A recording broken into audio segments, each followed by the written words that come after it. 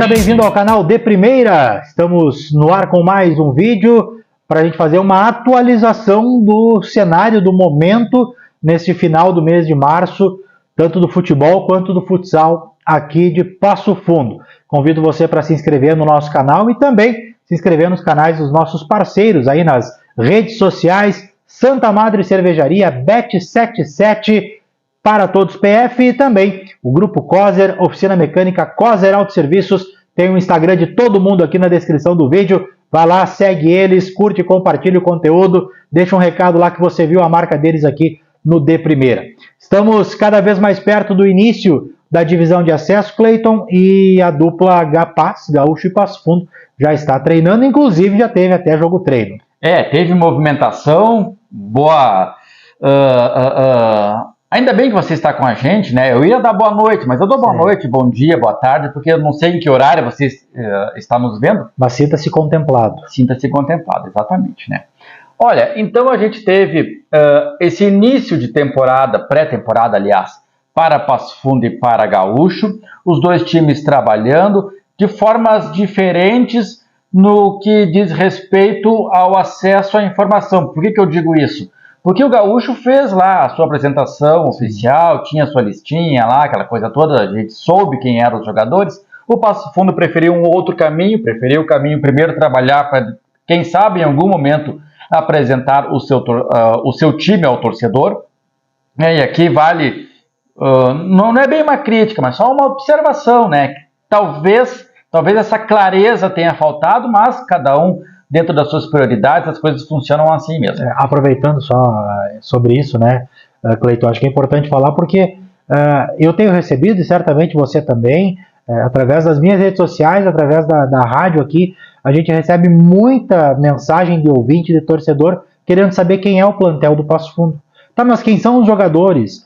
Teve o jogo amistoso lá, o jogo treino na semana passada. Quanto é que foi o resultado? Quem fez os gols do Passo Fundo? Quem é o elenco? E essa informação a gente não tem. Então, até entrei em contato com o pessoal do marketing do Passo Fundo, mandei mensagem hoje mesmo, né, pedindo se havia essa possibilidade de informar, porque é uma informação para o torcedor. Senão, Cleiton, vai chegar daqui a pouco lá no dia 15, dia 16, 17, agora não sei bem certo o dia da estreia do Passo Fundo, e o torcedor não vai saber quem são os jogadores.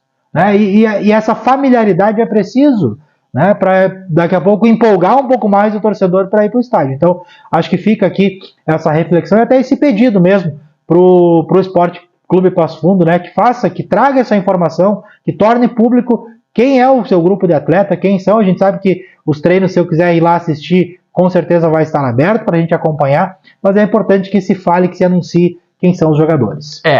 Então, mesmo com essas dúvidas que a gente ainda tem, a gente sabe que o Passo Fundo jogou uma partida teste, por assim dizer, contra o time sub-20 do São Luís de Juí.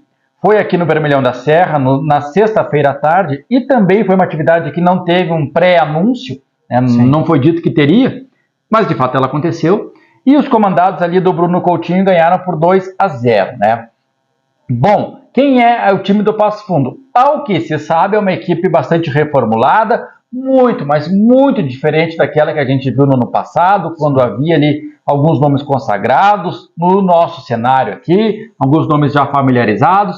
Então a gente sabe que é um plantel bem diferente, exceção feita aqui, eu preciso fazer ao Diogo Oliveira, que ele retorna, ele estava no Gama, né, lá disputando o campeonato de Brasília. Ele retorna, então, para ser uma das referências. Ele já foi referência no passado, vai ser referência agora, com a diferença que, desde o início da competição, ano passado ele chega em meio à divisão de acesso, né? Então, o Passo Fundo vai se formatando desta forma, tá? Uma forma ainda incógnita para a gente aqui, incógnita também, imagino, para o torcedor, mas imagino também que a direção saiba o que esteja fazendo. E é uma reformulação. Acho importante a gente bater nessa tecla, tá? É uma reformulação, é um trabalho novo, e como todo trabalho novo, ele pode ter lá já uma resposta bem interessante, mas pode ser também que a coisa demore um pouco a engrenar, a saber, a conhecer, então, como vai ser esse Passo Fundo, né? Me parece, então, que é uma incógnita bastante grande, tanto o plantel quanto o quanto esse time pode apresentar. Uma coisa é certa, tá? Bruno Coutinho, muito torcedor ainda está perguntando quem é Bruno Coutinho, o pessoal ainda não está familiarizado a ele.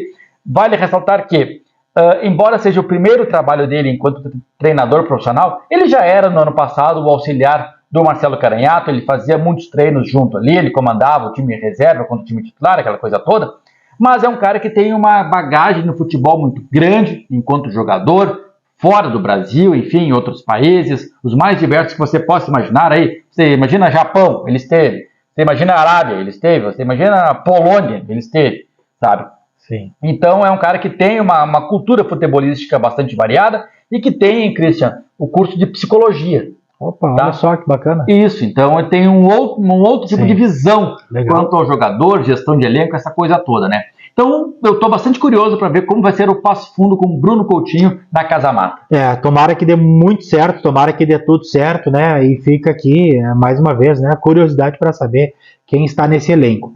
A informação que a gente tem, o que se sabe até aqui, é de que o Passo Fundo, a direção do Passo Fundo nessa temporada, ela não vai investir o mesmo valor que investiu no ano passado, né, que foi um valor muito alto. O Passo Fundo, no ano passado, fez um time muito caro e que infelizmente não conseguiu lograr o êxito de subir e nem de ser campeão da Copinha, né? Então se sabe que o Passo Fundo não vai fazer o investimento tão alto que fez no ano passado. Isso quer dizer que o Passo Fundo não vai subir? Não, né? Porque pode muito bem um elenco que não seja tão caro, o time encaixar, as coisas darem certo e ter o acesso. Já aconteceu, como muitas vezes um time milionário, assim, entre aspas, mas um time muito caro, não dá liga, não encaixa e a coisa não funciona. Vimos isso, Cleiton. O próprio Passo Fundo lá em 2021, né? Que tem um time forte também, com muitos nomes já rodados no interior do estado, com vários acessos, enfim, jogadores conhecidos, fortes, bons, e a coisa não andou. Aí veio o Luizinho para salvar quase que do rebaixamento para a Série C do Campeonato Gaúcho, né?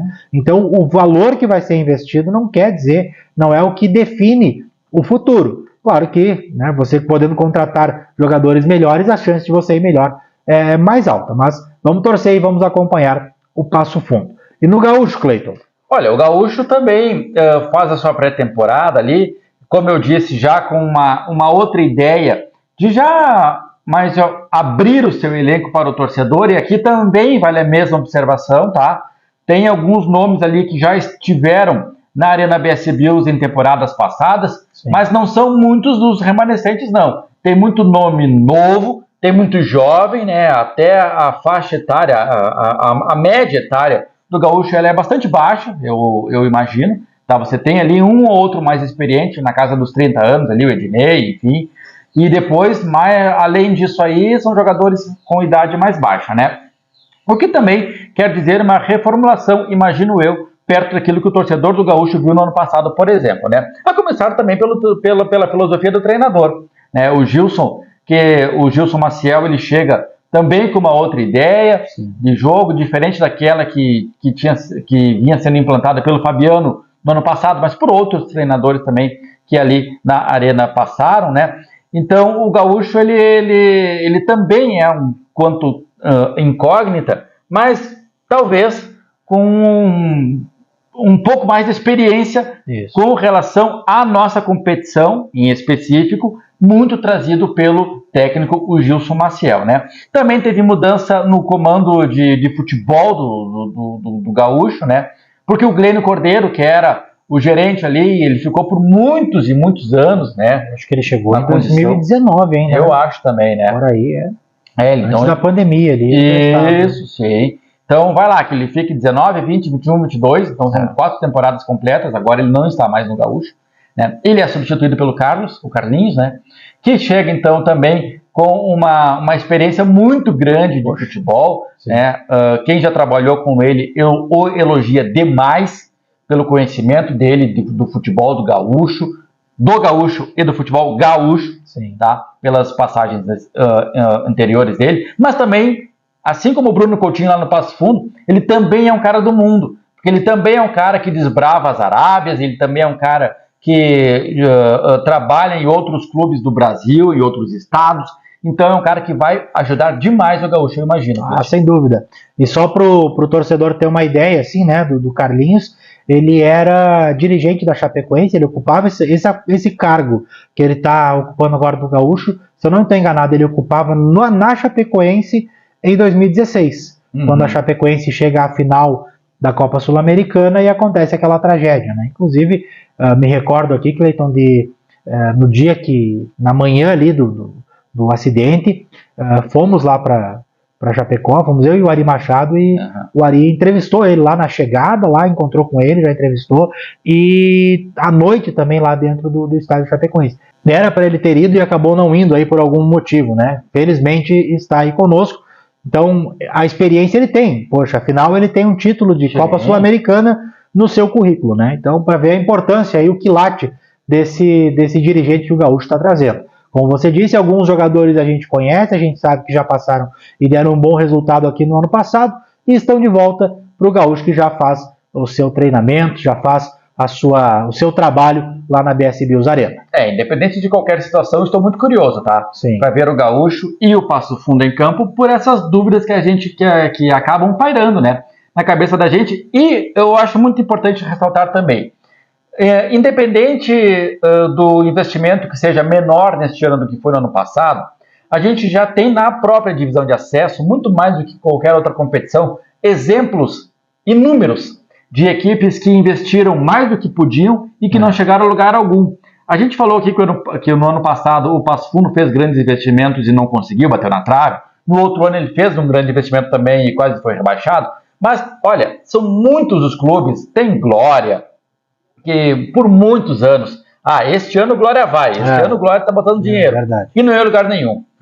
Brasil de Farroupilha já foi assim, o Esportivo de Bento Gonçalves já foi assim, né? Então a gente tem muitos outros clubes que sempre apareceram com um aporte muito bom e que com esse investimento o time vai e não vai, porque a divisão de acesso é mais do que investimento, né? Tem as suas peculiaridades, e como é um torneio um campeonato que não é tão longo assim, vai do encaixe do grupo, né? Isso. A gente vê, por exemplo, no ano passado, pegar o exemplo aqui, no ano passado, o Esportivo começou muito mal a competição. Isso. Começou muito mal, e aí ele começa a se recuperar, classifica em quarto na chave, na última rodada, né, que ele foi conseguir garantir a classificação, e subiu.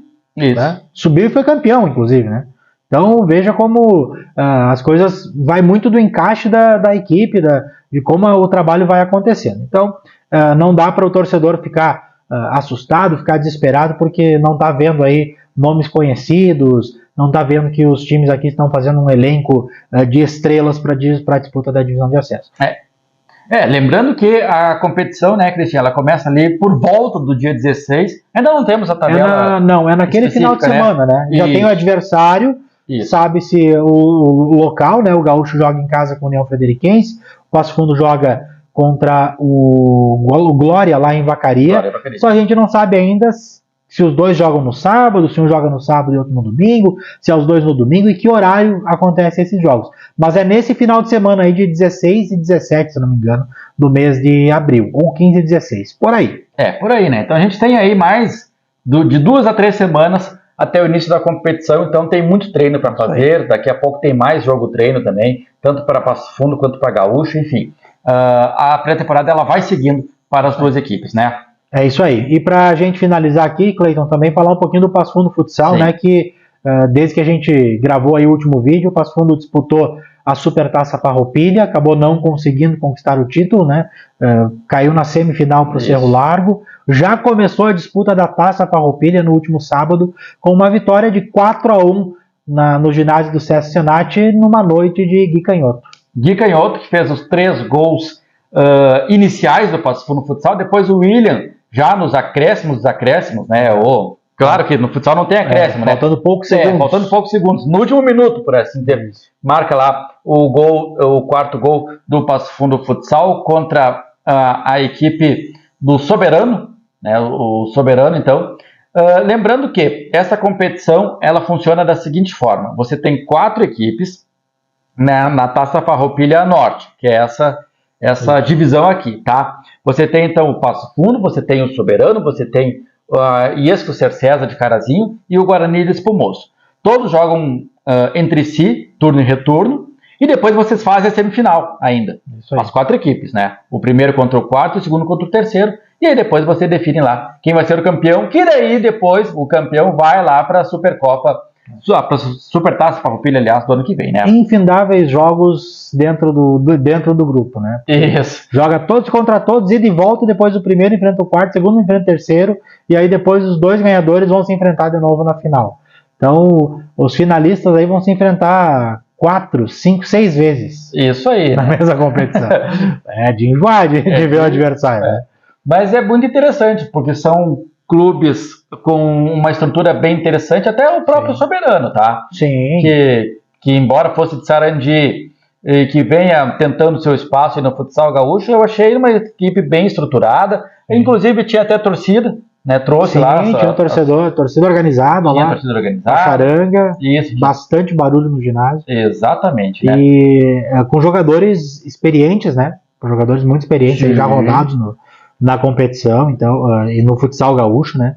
Então, é um time forte, sim, né? Pode, claro que por nome, né? Pela história, pelo histórico, a gente pensa que o Soberano não vai, é a 4ª força do grupo, mas pelo que ela demonstrou aí no sábado, mostrou um time resistente. Eu achei também, né? Bom, o próximo jogo do Passo Fundo Futsal contra a Cercesa, lá em Carazinho. A Cercesa que ganhou, tá? Na estreia contra o Guarani, 1-0 só.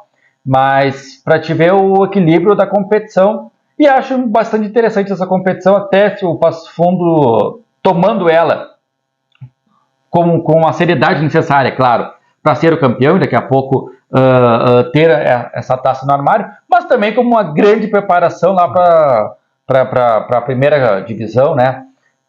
Que será disputada logo ali na frente também, a partir do mês de maio.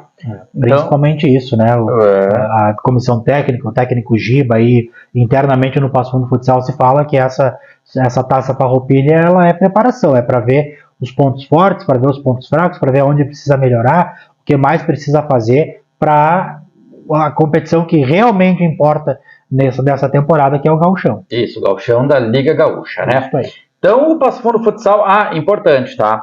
O público compareceu de novo, né? Muito legal. Ao jogo lá no SESC Senat, lembrando que o SESC ainda é a casa do Passo Fundo Futsal, por enquanto, até o ginásio lá, a arena comercial ficar pronta, a arena do clube comercial ficar pronta, daí o Passo Fundo Futsal vai mandar alguns jogos lá, aí depende como é que vai ser a logística, mas haverá a possibilidade de ter 2 ginásios ali a escolher conforme o jogo, enfim. Aí fica a critério do Passo Fundo Futsal, mas por enquanto segue lá no SESC como foi no ano passado. É isso aí. Bom, pessoal, o que a gente tem de novidades nesse momento é isso. Vamos agora passar a atualizar mais o canal mais vezes, até porque tem mais demanda e tem mais informação chegando, e a gente vai voltando aqui mais vezes. Se inscreve no canal, deixe seu like, compartilhe o nosso conteúdo, que é super importante também. Agradecendo mais uma vez os nossos parceiros, nossos patrocinadores, Bet77 Apostas Esportivas. Vem aí as decisões dos campeonatos estaduais, São Paulo, Rio de Janeiro, Gauchão, Catarina, Goiás, tudo tá lá no Bet77 para você apostar. Também Santa Madre Cervejaria, né, o Chopp Santa Madre, Grupo Coser, Oficina Mecânica, Loja de Carros Premium, Grupo Coser. Todos os links aí das redes sociais estão na descrição desse vídeo. Certo, então, pessoal, dados os recados, os nossos reclames, também as nossas informações, não te esquece de curtir, de compartilhar com os teus amigos esse conteúdo aqui. E, é claro, continue nos seguindo, porque em breve traremos aí mais informações sobre o nosso amado esporte de Passo Fundo.